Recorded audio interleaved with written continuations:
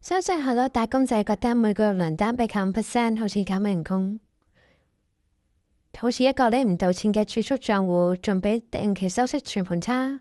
如果我話你聽，呢個可能係你人生中最重要嘅一筆長線投資，而且管理得好，退休分分鐘後多出一層樓嘅差距。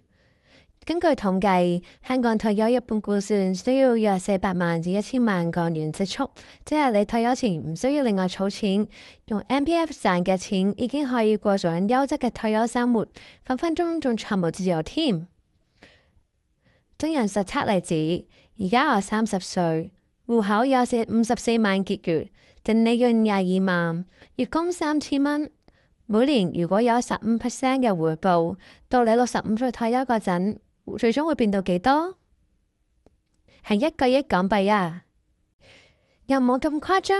如果你識得主動管理嘅話，複利效應就係咁幾人噶啦。跟住落嚟講解下好多人常犯嘅錯誤同策略。錯誤1：高買低賣。MPF 係平均成本法，即係 dollar cost averaging。大跌嘅時候其實係掃平貨嘅最好機會，唔應該係低位嘅時候因為波動而止蝕離場。以恒指基金過去10年為例，高位月供到而家高於26,000點時月供嘅部分就會輸錢噶啦，所以高位應該可以轉去強積金保守基金鎖定利潤，低位嘅時候可以揀一啲風險高嘅基金去投資。錯誤2：完全唔睇回報。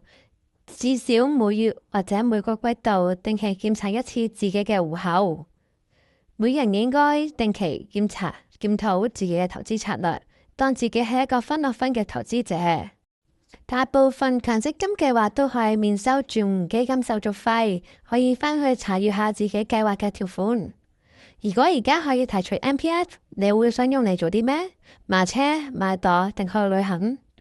人類嘅天性係及時行樂，如果冇65歲提取呢個限制，好多人都會用晒去。但係 MPF 係你最後嘅防線，確保65歲時有筆錢遮風擋雨。今日就做2件事：第一，登入 eMPF 或者查閱最近1期嘅報表，檢查係咪應該更改投資策略；第二，考慮整合所有零散賬戶，集中管理，強大複利效應。想知點樣做到15% 嘅年回報？